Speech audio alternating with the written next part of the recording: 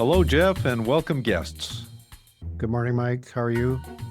Never better. Another beautiful day here in the World Beautiful Cup day, headquarters and for BC. yes, the world is coming to our doorstep here.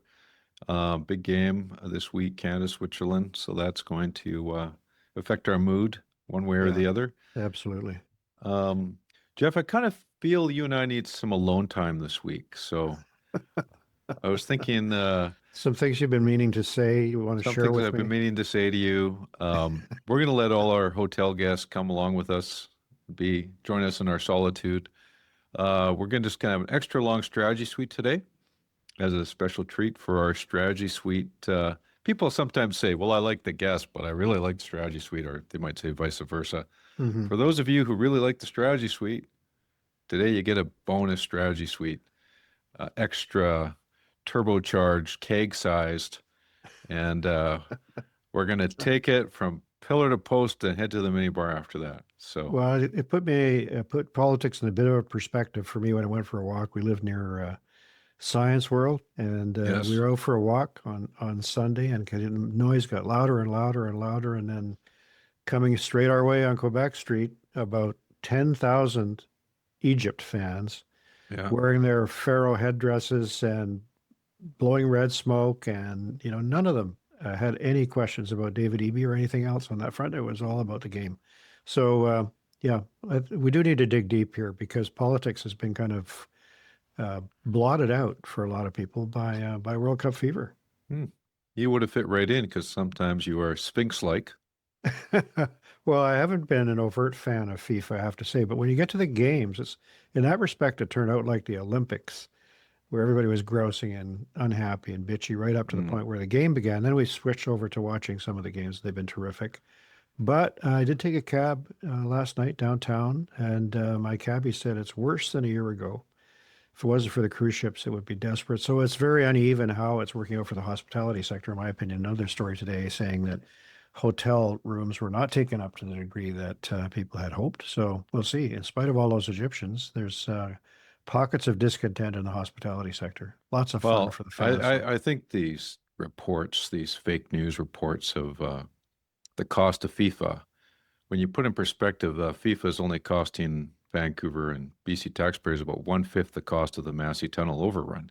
So we could have five FIFAs for the You're cost of a jumping. Massey Tunnel You're overrun. jumping ahead. You're Okay, jumping. The I'm thing is, jumping ahead. we don't need to have World Cup games. We do need a crossing at the Well, Massey for sure. well, we certainly have lots of overruns.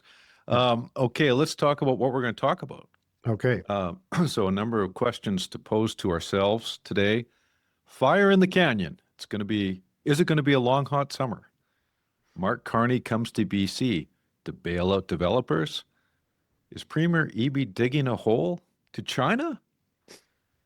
Is the Massey Tunnel a Deas aster? You may drive people away from Strategy Suite if you keep going in this way. Sorry, only true locals will understand that Deas aster. Is Vancouver winning the World Cup of branding? Red Chris mine expansion approved. Does that mean DRIPA's working? Nurses reject their union settlement proposal. Hot fall ahead in healthcare? Hmm. Question mark. And finally, what's KLF up to? So let's get into it. We're going to be short and snappy because I got about Okay. eight topics here. Yep. Fire in the canyon. It's that time of year again. If we ever Uh, open a bureau, Mike, it'll be the first one will be Lytton, right? yeah. Well, it's poor old Lytton. The good news is that you know Lytton Lytton hasn't had any major damage as a result of this fire this week. I think it's human caused, which is disappointing. Um, it started south of town and worked its way up. I saw some photos sent from friends up there who showed me some rather alarming shots of the fire at night along the banks of the Fraser River.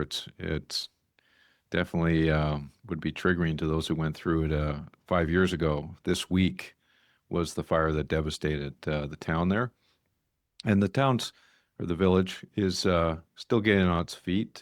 If you went up there today, you'd see a collection of houses being rebuilt, and some of the businesses have come back. You'd see some of the patterns have shifted in terms of some of the services have gone to the other side of the river onto the reserve, where that weren't burnt out, so they rebuilt there first. Like post office is over there, for instance. So it takes a long time to get over these events. It's Well, 5 years and they're not even close to getting over it yet.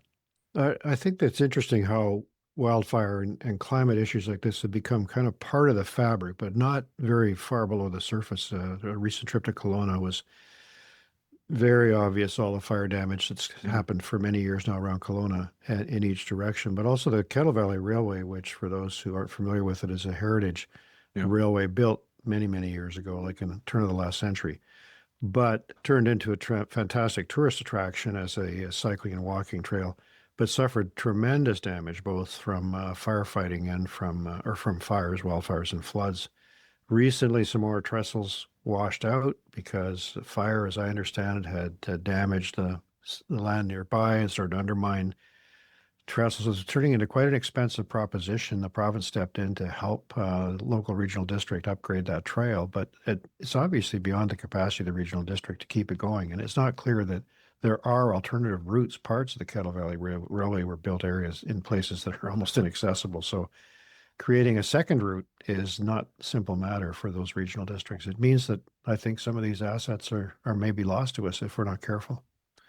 Yeah. So it's hard to know what the summer looks like for forest fires. It's always a bit unpredictable. We've had some terrible ones in recent years. Some years, I think last year wasn't too bad. Depends where you are, I guess.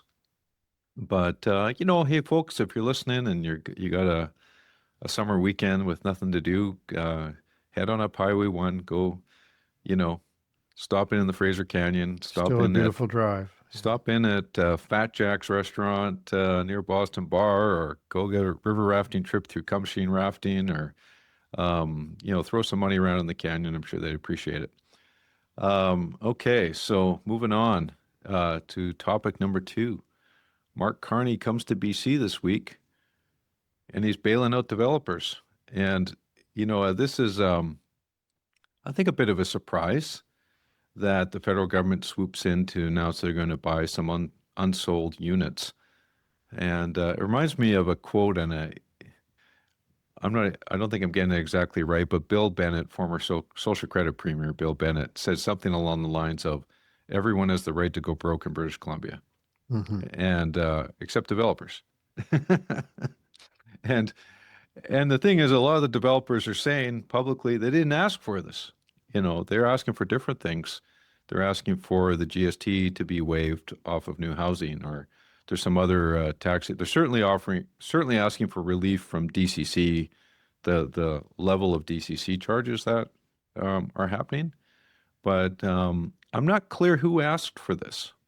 Well, somebody did, Somebody did. and somebody did, and I think you go back to early days in Gregor Robertson's period as minister. He struggled in one of his early scrums around the question of whether we wanted the cost of housing to go down. Housing affordability has been far and away the greatest concern for Canadians and British Columbians for a year or two or longer, much longer actually, but remain critical. So, from a Premier David Eby perspective, the fact that rents are coming down, the asking rents are coming down, is good news.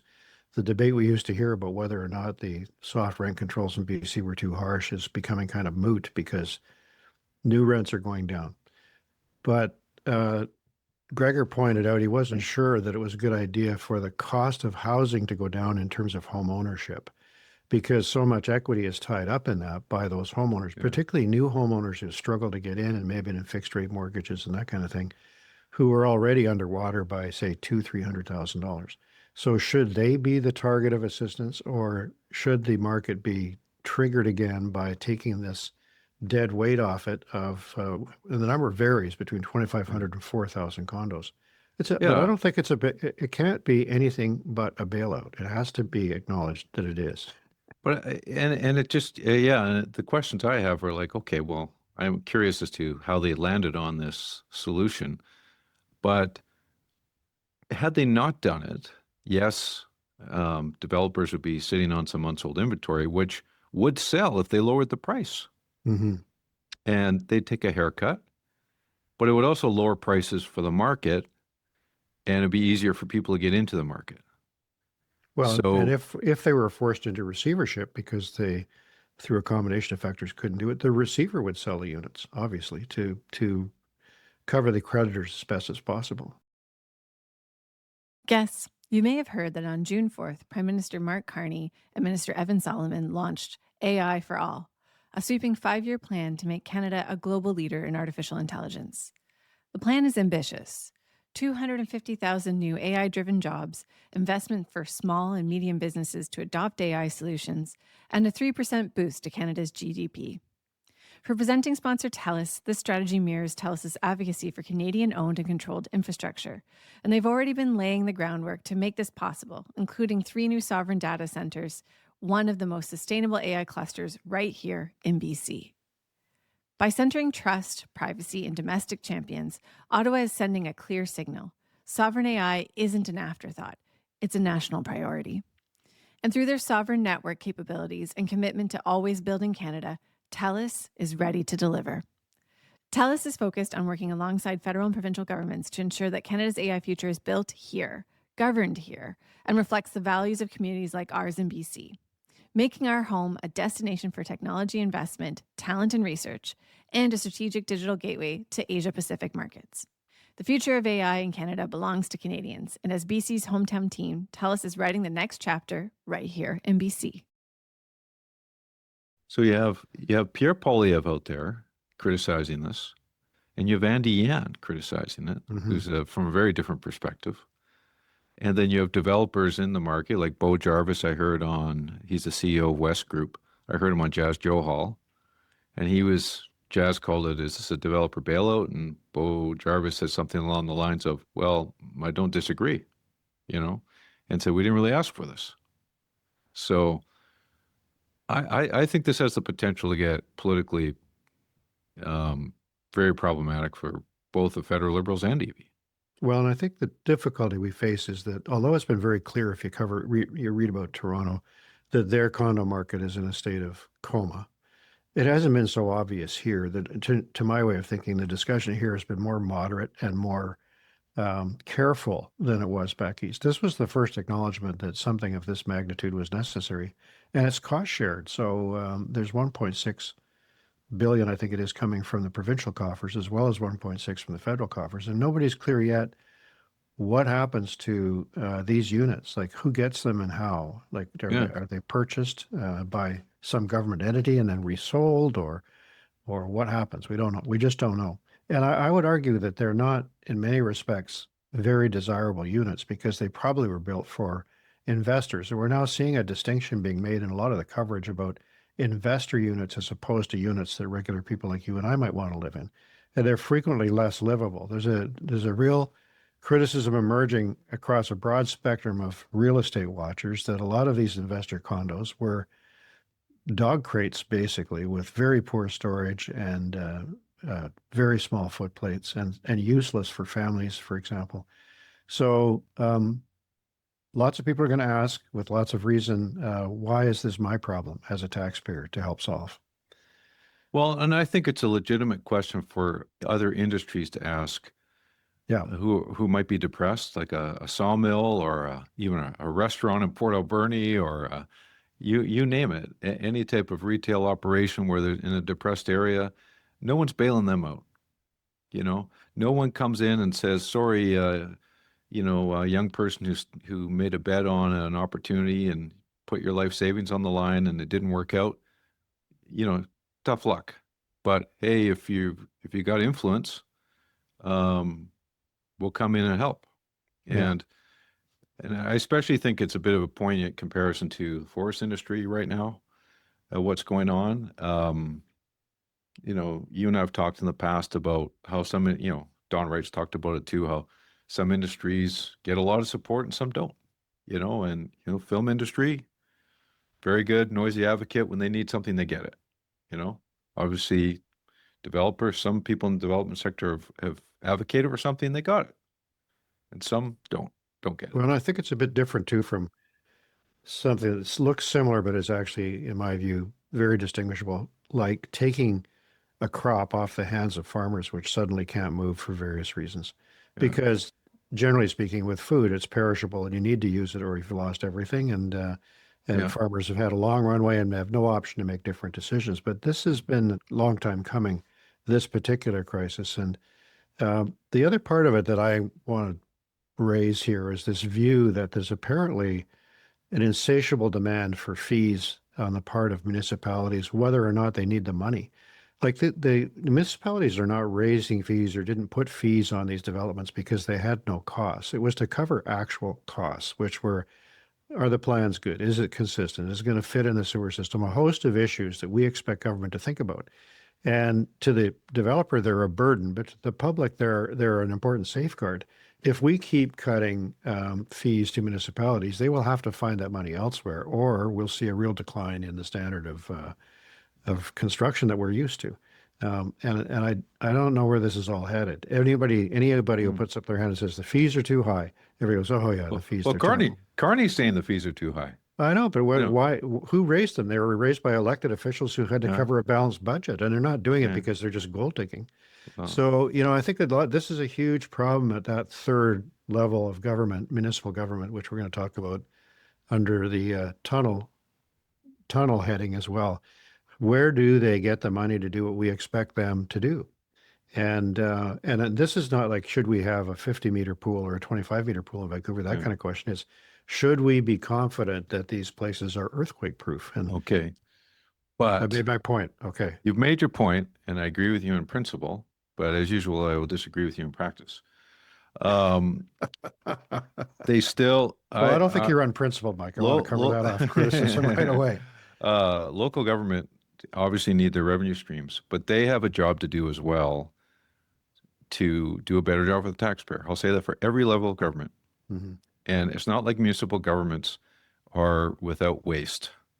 No. And the salaries are pretty good in municipal government, certainly at the higher levels too. And there's a lot of work to do at the local level too. So yes, fees that go into housing impact the cost of housing probably could be lower. So could the cost of delivery in government to some extent. I'm not denying the fact that we've got to fund sewer and water and all that kind of stuff and libraries and lots of good things that local governments do, but everyone's got the obligation to do better on this stuff. And I think right now all levels of government got a little flabby. Well, the elephant in the room on the Carney EB announcement is, what is the role of private sector in housing? Clearly, it has a major role, but we have to get over the idea that we're building homes for people to live in and to flourish and to go out and do their jobs and that kind of thing. And we've left that to the private sector to an excessive degree, in my opinion. And so now we're seeing government intervention on the bailout side. Will the government be as willing to help out homeowners if they get underwater because interest rates rise faster than their salaries? And I'm not sure we'll see that. When we saw the big crisis in the United States a few, 10 years ago under Barack Obama, it was the banks that got bailed out during the financial crisis, not homeowners. Hundreds of thousands of people lost their homes. And I could never understand why that was the case. And I think it's contributed to a lot of cynicism about government in the United States and could here. So, somebody who's taken out a mortgage, they may have two people working and paying more than a third of their income. They're right against the wall. They've done nothing wrong except try to buy a home for their family. They're going to be underwater. The bank's going to say, "We're taking the keys," and who's going to help those folks? We'll see. We shall see. Yeah. Okay. Next topic. Premier Eby. He's making his way to China, whether he's getting there by airplane or by digging a hole. So, I think it's a flight. which I is think it? so. It's a He's flight. flying. He's flying. Yeah. What do you think Okay. about this? Is his second big trip. He did an India trip and Korea, a few other spots in Southeast Asia just a couple of months ago.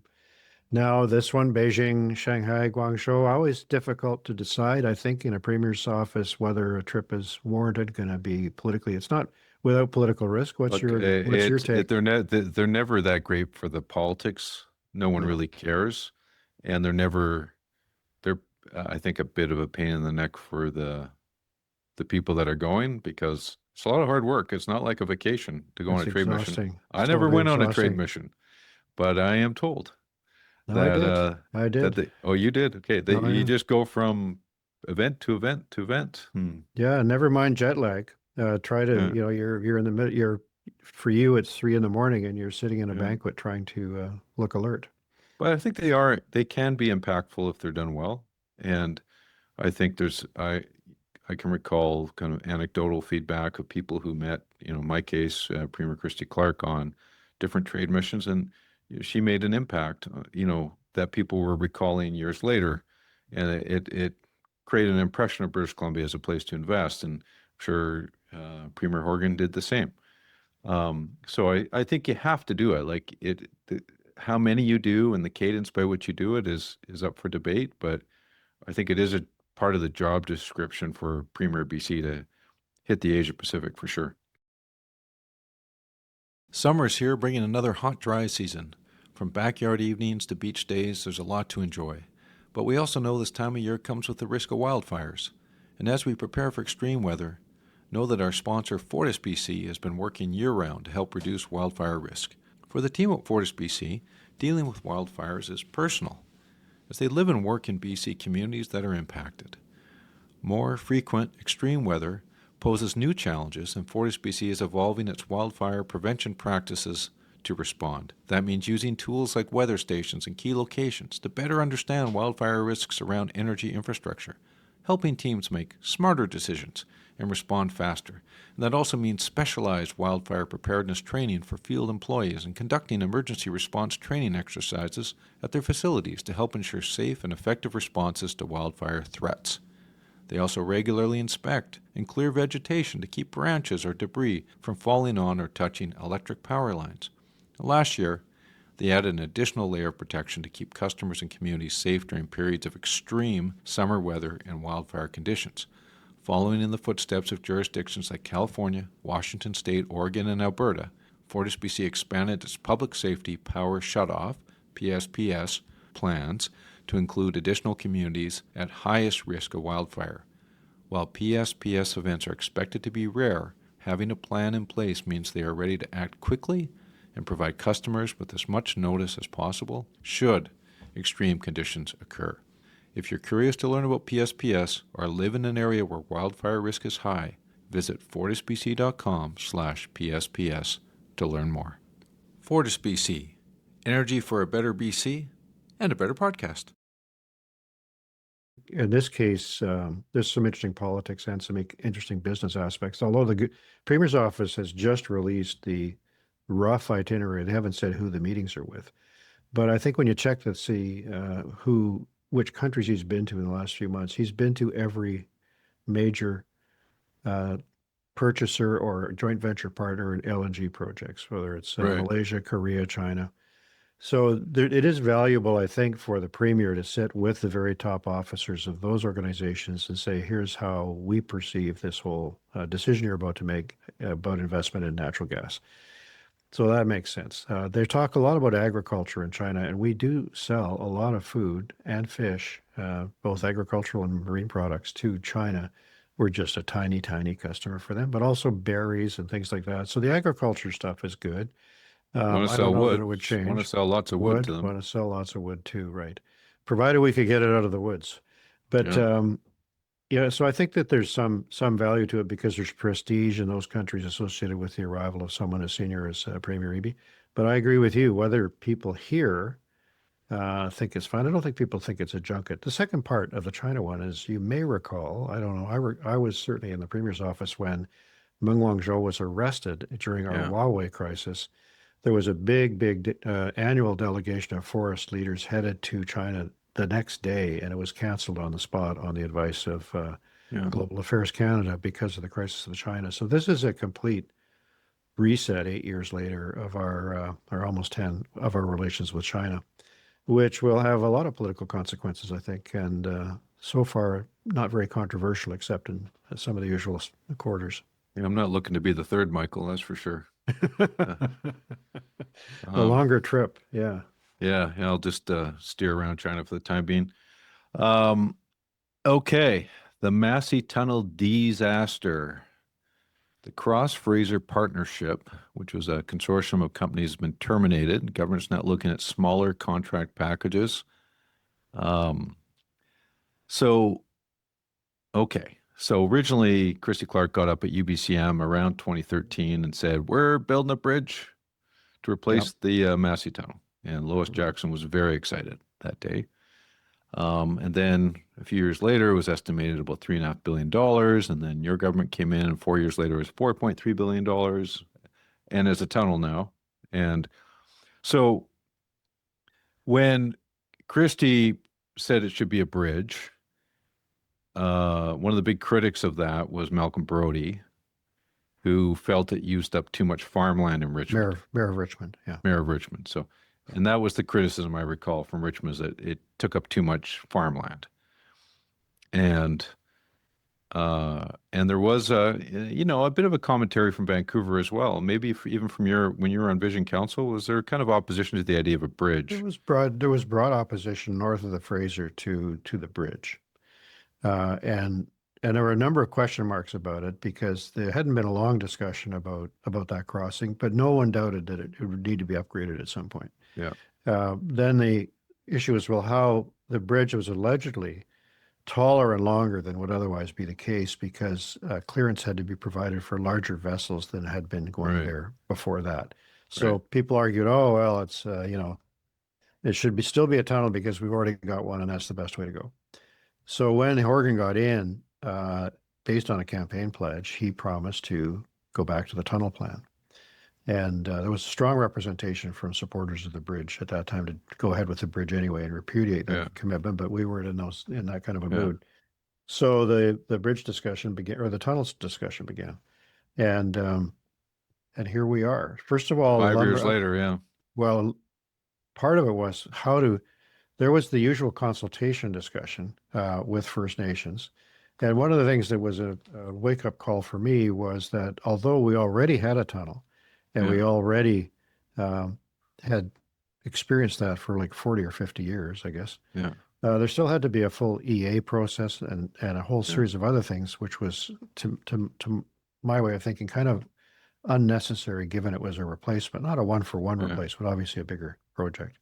And that's one of the things that I think was also true for the Patello Bridge, now called the Stellawasson Bridge, I think. But a lot of consultation about replacing a bridge which was close to falling down. So that's taken time. In the meantime, the government did a lot of the works that would prepare for the tunnel, and assuming that, including big interchanges in Steveston and some improvements, I think, in Delta.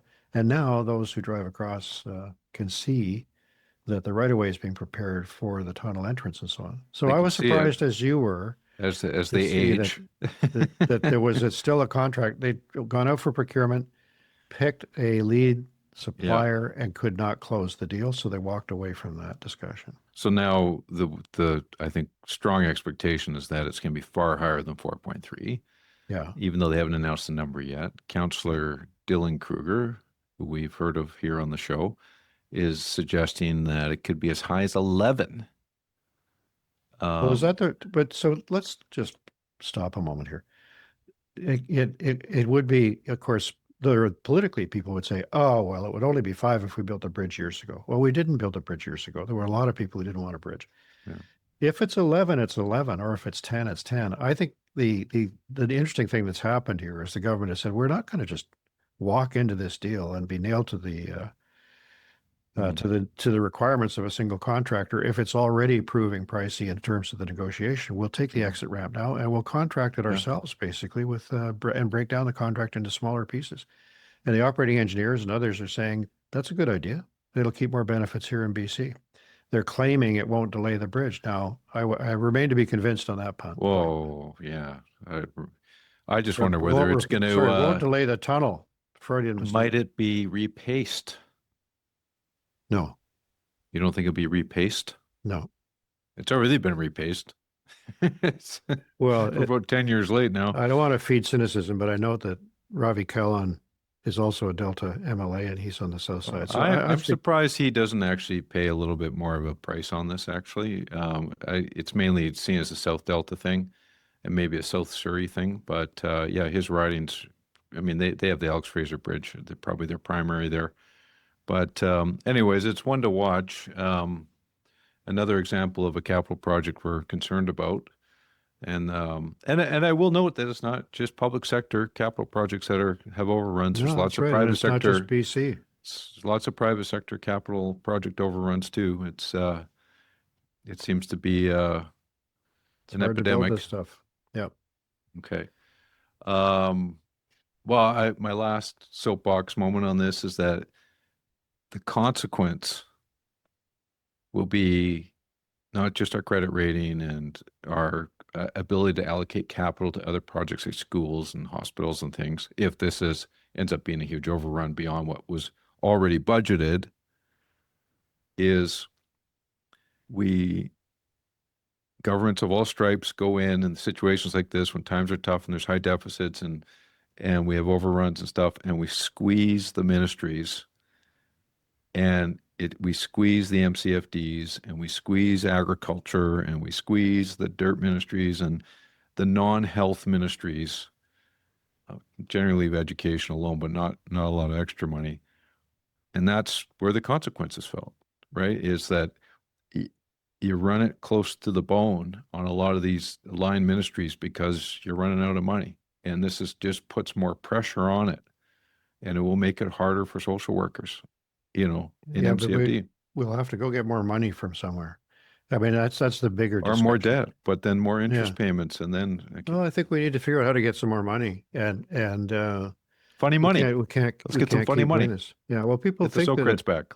yeah, okay, Okay. that's enough All on the right. deficit front Silly for now. season. Silly season.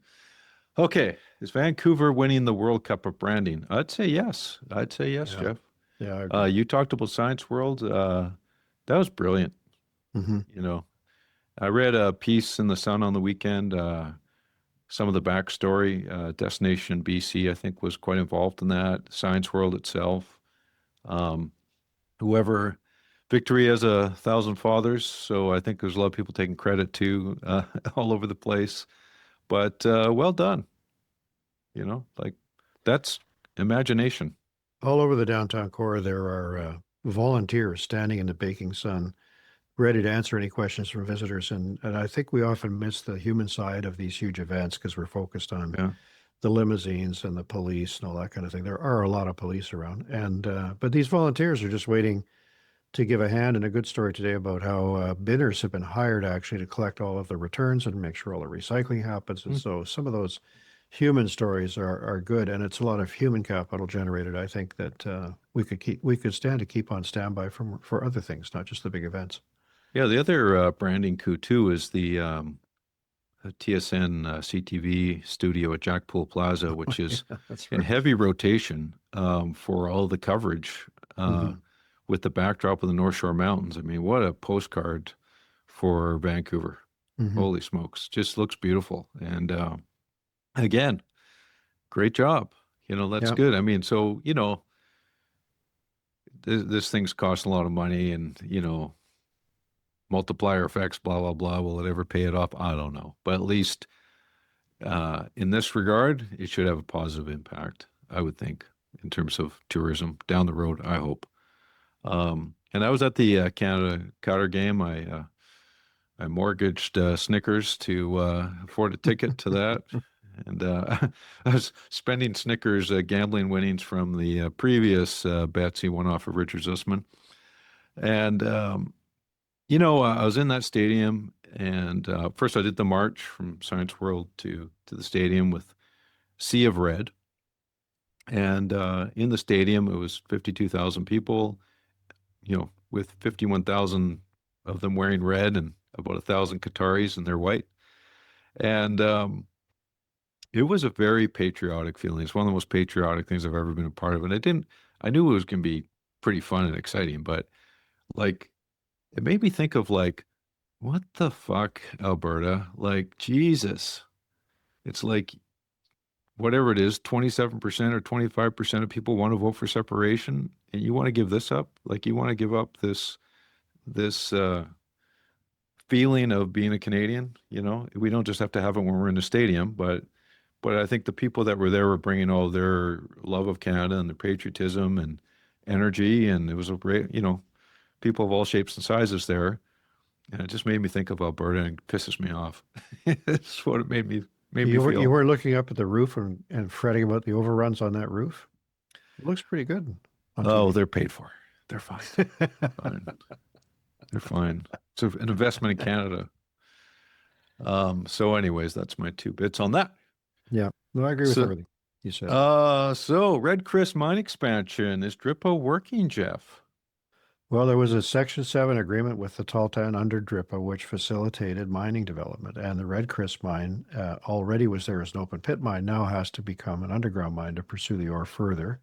Not a simple task, apparently. There was an accident when they were trying to develop it that took nearly killed some miners, did not, fortunately. They think they've got that dealt with. So this is one of the first major critical mineral projects, but one of a few, I think, that are impacted by this Tahltan decision. The Tahltan, of course, are not keen to see DRIPA repealed. And I was interested to see that DRIPA was not really a factor in the conversation when the announcement came that it's been approved. The Premier was there along with the owners of the mine, plus Jagrup Brar, the mining minister. We'll see more of these announcements, I think, but it's an intriguing question what this tells us about DRIPA, whether DRIPA actually is a workable arrangement. And we certainly see that in the Red Chris example. So Well, maybe there'll be more. I mean, would this seriously not have gone ahead if DRIPA wasn't there? I mean, Well, it's been there would have been still would have Red been Chris has been fraught for years and years and years, right? yeah, Projects, but I yeah. still think there would have been a project agreement ultimately with the Tahltan. You know, like, I mean, maybe DRIPA had its advantages, and it didn't get in the way ultimately. So No. you can say that. Mm-hmm. But a lot of projects have gone ahead without DRIPA. Well, So okay. Before DRIPA. yeah, But there's a lot of questions that remain, DRIPA or no DRIPA, and I think the question mark that's coming up for BC politics, I don't know if it's going to be posed this way, is if not DRIPA, what? Okay, if we just go Section back, 35, they'll say.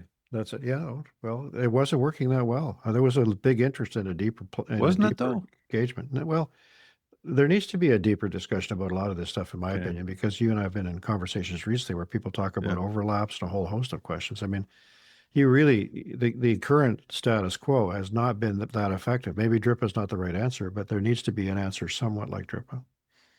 Well, I think it works particularly in the Tahltan area where there's not a lot of overlap, and the Tahltan are the main event where Red Chris is. I think the Taki River, Tlingit are up in the neighborhood there too.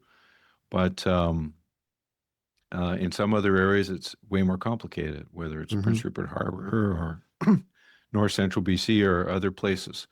So it's not a one-size-fits-all solution. And I think on an industry by industry basis, it's different because you can go in on a mine and you can go in on an LNG plant and you kind of do your deal. It's either gonna be off or it's on or it's off. Forestry, is everywhere, and it's all the time, and that's different. And so I think they're struggling to figure that out. Struggling to figure out permitting. And is DRIPA part of the answer? I don't know. Well, But part of the they answer need is some going to have to answer. come from the First Nation side of the room in terms of Yeah. resolving a lot of these questions, because the overlaps and other issues are becoming more and more material, I think, as we see the big And what happens projects when what happens if First Nations don't want the forestry, right? Like, or whatever industrial activity? Well, they just don't want it, right? I mean, it's their right not to want it. They don't have to That's want right. it. That's right. But if they don't want to negotiate and they don't want to do anything, then, and if the government wants it to happen, then we have to figure out how to resolve those things. 100%. Or unless someone's telling me there's a veto, no one said that. So, anyways, nurses. Nurses, yeah. I think an underreported story. I hope it's correctly reported, but quick sketch of what happened. 67% voted to reject a deal.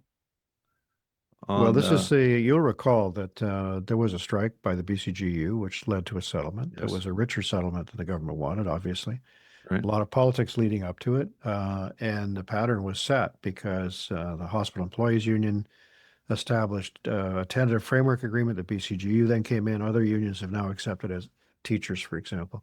So the pattern has been largely set of what the wage settlement will be. The nurses, for reasons known to them, I guess, are late in the piece. The other healthcare unions, with the exception of the paramedics, have settled, including the doctors. But the nurses conducted a strike vote and got north of 95% strike vote. So you have clearly a lot of steam in the membership and a challenge for the union leadership, who then very, very quickly came back with a tentative agreement, which has now been rejected by 2/3 of the nurses. Right. So So the we're, union recommended approval, and then 2/3 voted against it. yeah, so this was the union has been out of step, I think, with membership sentiment here in some respects, and it's not the first time that happened. You've had this happen a number of times in big disputes, including the longshore dispute and so on. And it's very difficult when you have a rejection of this size. You can't just come in and tweak a few things and have them vote over again. There probably will be a strike. Maybe not. I hope not. But a strike of nurses is a different kind of thing because of essential services. They can't really go on strike. Their essential service levels are so high that for most nurses, there's a distinction without a difference. They're working, Right. but they may be picketing. So I think this is unfortunate news for the government because it's not easy to solve this, and they have a pattern now that's deeply set with the rest of the labor movement. If they were to give in to the nurses in a material way to achieve a settlement, it would ricochet back across the rest of the agreements if they weren't very careful. So we'll see how this goes. Healthcare is, like, usually number 2 among public concerns. Nurses are believed by the public over almost anybody else in terms of their expertise, more so than podcasters, Mike. I don't know if you're aware of that. We're an essential service. Way more credible than podcasters. So yeah, probably difficult days ahead for the government unless they can figure out some way to assuage the nurses' anger without breaking the pattern. Vince Reddy's on this one too, isn't he? He was recently put into a different one, which was the paramedics. But Okay. I wouldn't be surprised to see him pop up here. Is Vince Reddy going to have to be cryogenically frozen or something? Like, what's going to happen with Some this think guy? that Like, happened already. well, it's like he's been in the middle of the labor disputes for like the last 50 years. And I was like, That's what's right. going to happen when he finally retires? Like, for good? Like, It's remarkable. are we in deep trouble? I think so, because there's an authority around appointing Vince Reddy that other people of very good skill sets just don't have. Because if Vince Reddy tells you it's time to settle, it's very hard to argue with him because of his history and credibility. So I don't know who I'm ready for the next Vince Reddy, but I don't know who it's going to be. I don't know either. So I read in that part of the nurses' coverage that their original strike vote, over 50,000 nurses voted. Yeah. That's astounding. Like, that's a lot of nurses, right? Yeah. Like, we have a lot of nurses Huge turnout, in BC. huge vote. Yeah. So, yeah, wow. No, the union really worked at it, and I was surprised they got a tentative agreement as quickly as they did too. So, How are they voting these days, those nurses, I wonder? you mean politically? Yeah. Yeah, I don't know. Well, probably lean NDP, but maybe up for grabs a little bit, maybe. Okay, so what is KLF up to? It should be our Very quiet. Should be a weekly feature. What's KLF up to? Well, she has a fundraiser, I'm told, this week on Wednesday at the Terminal City Club for $500 a head, which is less than the maximum. I think the maximum is over $1,400 now or something like that. Yep. But the fundraiser is not to go to build the BC Conservative War Chest. It's to go to the Carrie Lynn Finley Leadership Campaign. And sometimes, I mean, I'm not sure why that is the case, but it might be that there's a little bit of a debt, or maybe, I don't know. But so they're not yet raising the money to look ahead. You know, they're going to have to build that war chest, and they're going to need millions of dollars. And I think they came out of the leadership race in decently good shape because a lot of money was raised during the leadership race. And I think there was a bit of a levy on the donations. So, if somebody raised a bunch of money, a cut of that went to the party, and then they got a whole bunch of money in membership fees. Mm-hmm. But they need a lot more, and the NDP are way ahead of them in terms of fundraising. And as we've talked about, I don't think KLF's necessarily the candidate of downtown Vancouver business community who still raise lots of money through these $1,400 at a crack donations. So they better get going because, as I've said in the past, if I'm Premier Eby, I think the NDP are still competitive, in Yeah. the polls. Yeah. So the window's open. The window is open for an election sooner than later. If the Conservatives, if the NDP aren't scared of the Conservatives and think they can take them, then the window's open. I'd be interested Unless you to tell see. me otherwise. Well, I think that the NDP's in good shape financially, and we've seen that from the public reports. There's a big drive on now to replenish the funds of constituency associations, which is another level of fundraising. Yeah. But we'll see what the Premier comes back from this trip and then does. I think we're in for a very quiet summer with everybody trying to figure out where they go next. And I'm very interested to see if he does a cabinet shuffle, and also to see what the results are on the quarterly report when they come, which usually comes down late August, early September. There's a financial update. If that rekindles some controversy about the budget, that could be problematic for him. But if Brenda Bailey's showing progress on her budget, which the federal government did, and I have no idea if events have turned in her favor finally, because she's had a miserable ride in this job, who knows? That's why the nurses controversy is a hard one for the government, because the stakes are huge. The last organization that they would want to take on is the nurses from a public policy standpoint or a public political standpoint, but they cannot afford to see that pattern be broken. So it's very interesting to me to see how the nurses will Remember the structure last that. time a union had leverage over the NDP, they got what they wanted, Yeah. the BCGU. Mm-hmm. But on the Conservatives, I think they're probably going to be having a caucus retreat pretty soon. I would expect changes in their leadership group.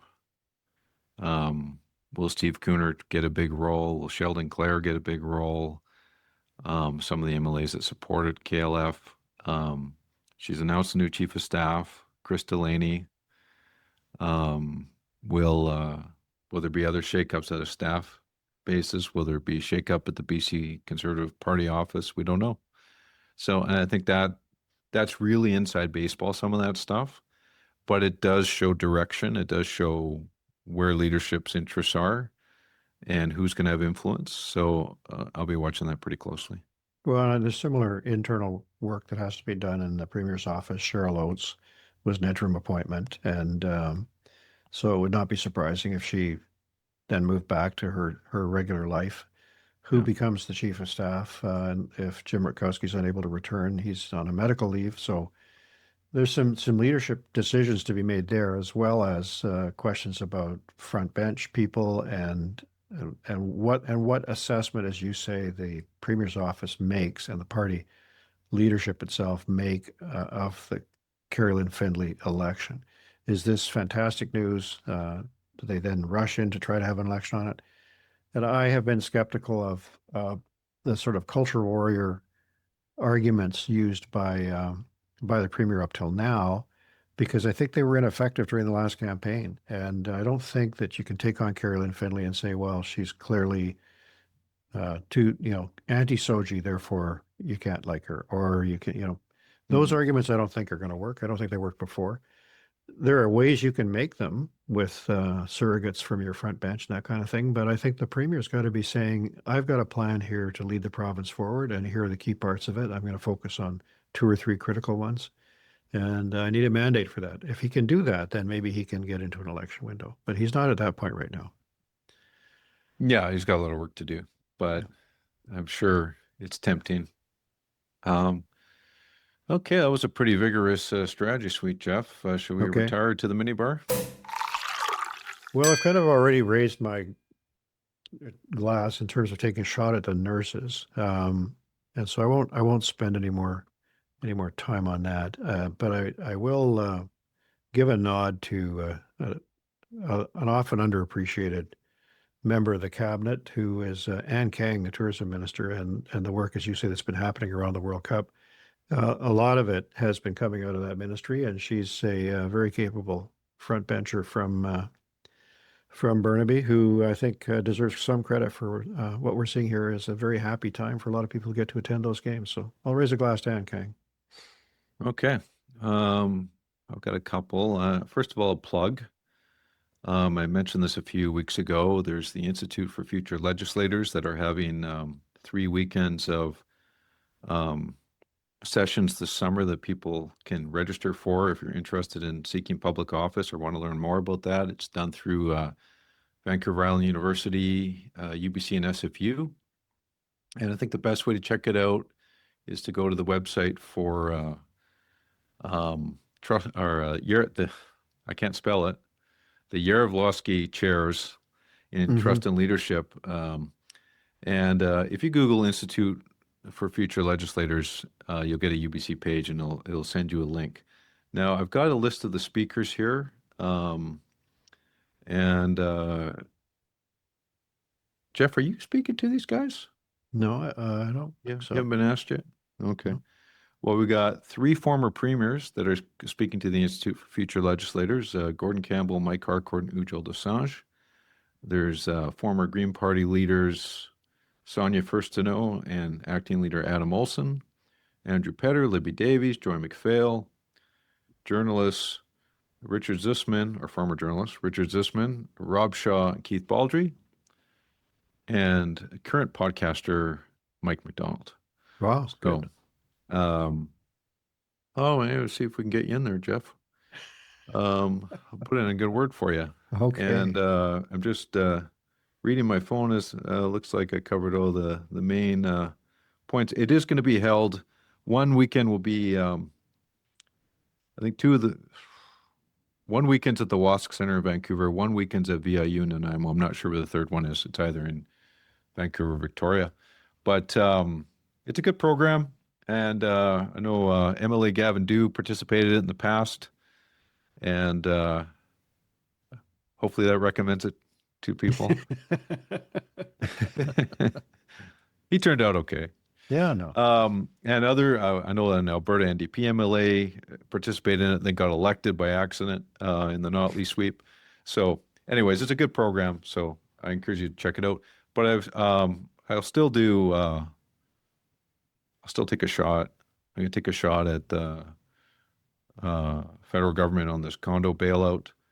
And here's my shot: is basically this. You still got to do the work on the politics.